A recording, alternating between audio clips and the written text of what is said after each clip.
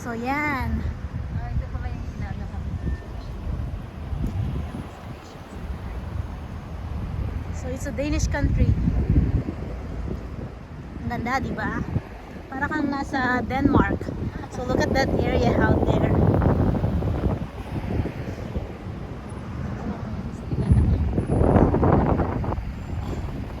Yeah, so it's one of the best tourist attraction, like a village here. Ayan po sa Ate Virginia. So this is just a day trip. So it's been 2 years since we last visited the area.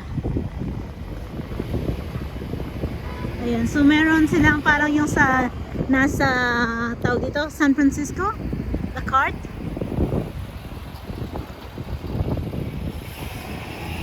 There you go, guys.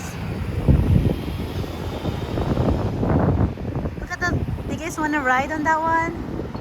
See? You guys want to ride?